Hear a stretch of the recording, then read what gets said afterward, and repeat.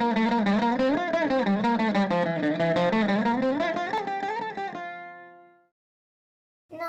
Is it true that Ravana's vimana was an aeroplane?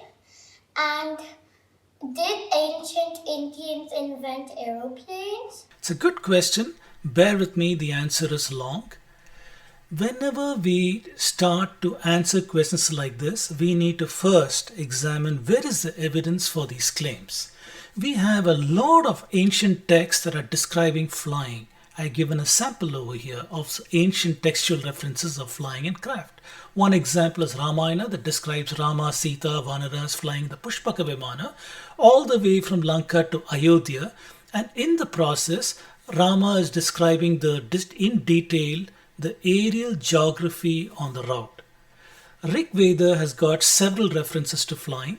I pulled out one reference over here about a craft that operates on both water as well as air. The Srimad Bhagavatam, that too has got references to flying. It refers to, for example, the king of the Vidyadharas, somebody called Chitraketu, who reportedly flew between different places. Now, we also have recent textual references. One of them is Agastya Samhita. Agastya Samhita has a description of a craft that is called Agniyana. Very interesting because it has got the name Agni in it, implying fire or heat is used in that aircraft. A more recent work called Vaimanika Shastra has caused a lot of disturbance in several peoples, a pre-modern text revealed by Rishi Bharadwaj to a Pandit called Subbaraya Shastri and written around 1920 and printed in 1959. Now, the author of the text, he tries to describe several craft as well as the alloys used to make the craft and describes the power sources on the basis of which these aircraft operated. Now, you might wonder, what is the reception of most people to claims like these? It turns out that the reception to textual claims range from mocking on the one side to serious study on the other side. So on the left, I've shown a couple of examples of people who generally come with generalized platitudes. It does not advance understanding very much. And some other people come and mock with zero understanding. On the other hand, there are scientists who try to study it critically on the claims to see whether these are valid. And one example from Indian Institute of Science, this rejects the claims in Vaimanika Shastra on the basis of content which is not clarifying enough on how these aircraft worked and the lack of aerodynamic shapes in these aircraft. There's another scientist, CSR Prabhu, who tried to verify in the lab whether the alloys described in Vaimanika Shastra are reliable and do they really work, the alloys in the glasses. And he lists in this paper up to 6 or 7 alloys and glasses that he has constructed in the lab and he has studied their properties. So one can see that there is a divergence in opinions. There are some who reject it outright with no studies, just mocking and so on. And there are others who try to examine the claims for what they're worth scientifically. So we must first try to understand basic flight principles. So for that, I'd like to very quickly talk to you about modern aircraft. Modern aircraft have got 4 aerodynamic forces on them. These are the thrust, the drag, the lift, and the weight due to gravity. So these are the 4 forces acting on that. Most aircraft also have got what we call control surfaces, and these control surfaces allow the craft to move in all axes, the x-axis, the y-axis, and the z-axis. All 3 can be controlled using the control surfaces that we have. One might wonder, how exactly do these aircraft fly? What creates the lift or the thrust? I'd like to start describing that by talking to you about playing with kites. You might have played with a kite where if you pull the string towards you and let go, you'll find that the kite actually flies a little higher. Can you understand why that might be? And let me explain to you the principle.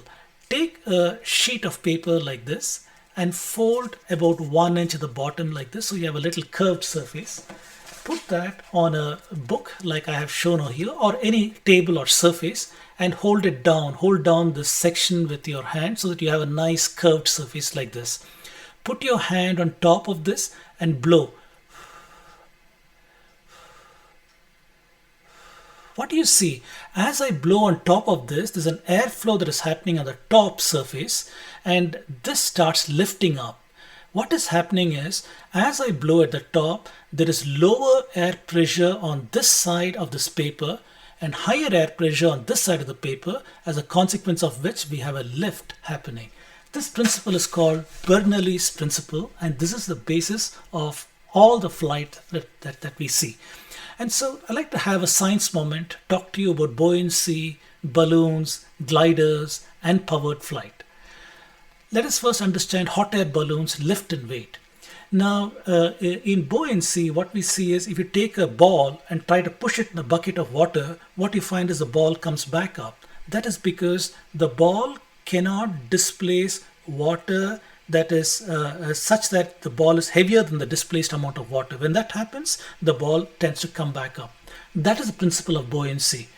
In the air, we got dense air, for example, and we have lighter air. Hot air will rise because hot air is less dense than cold air. That is the principle used in a hot air balloon. So in a balloon, what you do is you fill it with hot air. It is less dense than the air outside, so the balloon tends to rise. It will rise if the lift is greater than the weight. If the lift is equal to the weight due to gravity, the balloon will not rise and stay suspended. If the lift is less than the weight, the balloon starts dropping. Those are the principles on which the balloons operate. So with that, we can ask the question, could ancient Indians have utilized heated air to exploit buoyancy with maybe some fabric-based balloon? Could that be possible? On the other hand, you need not use heated air. You can use any material that is lighter than air. And one such example is hydrogen. Hydrogen is lighter than our air over here. So the question is then, how could ancient Indians have extracted hydrogen? One that has been suggested is they might have used electrolysis from water. After all, water is H2O, two atoms of hydrogen, one atom of oxygen, and you can split them up using the flow of an electric current. Don't try it at home though. Now the question is, how did ancient Indians have electrolysis even? Did they have electrical power? Well, there is a claim that in Agastya Samhita that there was an Agastya battery which can be used to have the power for electrolysis. The question is, can we validate that claim?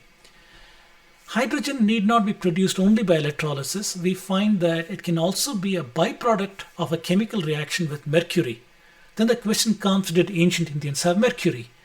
Well, the fact is we had cinnabar and vermilion, the very, very familiar sindoor or kumkum you might have seen your mother or sister wear. And if this is basically mercury sulfide, which if you heat it, it releases mercury vapor. That mercury vapor, if you can collect it and cool it, it forms mercury. Also, we should know that Indians were not ignorant of the principles of physics. These are expressed, for example, in the Vaisheshika Sutra, which is at least 600 BCE. So there is nothing unique about 1700s France, as you can see, where in Europe, the first hot air balloon was used in the Napoleon Wars, where you can see hot air pulling this balloon up with kind of a basket kind of place to carry people in it. Moving on, let's try to understand gliders, lift and drag. Now a glider has got three forces on it. It has got a lift, it has got a weight, and there's a drag due to atmosphere. These three things are there.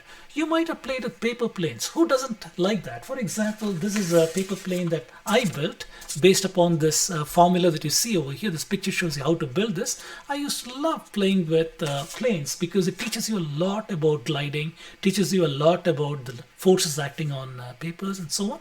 So when you throw the paper plane, you have an initial thrust. Now gliders will experience a drag as they go through the atmosphere. Gravity also pulls it down.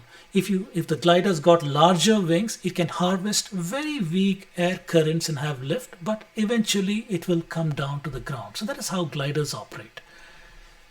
The third is powered flight.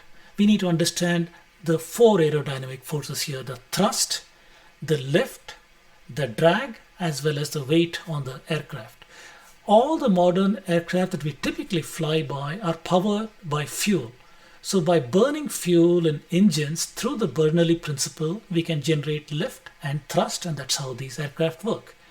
There are also modern aircraft being proposed today, futuristic aircraft, I should say. For example, the solar-powered aircraft, where the thrust and the lift is powered by solar-powered propellers. In this, you see that thrust and lift is produced by a fuel cell that powers a propeller and that provides a thrust. And this very interesting aircraft was proposed in MIT engineers who published this in 2018. This works on the basis of ionic wind powered by battery sources. Essentially, if you have a positive and a negative separated by about 12,000 volts of electrical force, if you will, then the ionic exchange between these two electrodes also hits the air molecules and causes an airflow. That airflow has been harnessed by the MIT engineers for both lift and thrust, and they've been able to produce an aircraft that flies with absolutely no moving parts. Very, very intriguing. So with that, we are in a position now to answer your question. Did ancient Indians actually invent aeroplanes? We see the principles of flight as simple, but the engineering to make safe, robust, powered flight is not trivial at all. Did ancient Indians have buoyant balloon flights?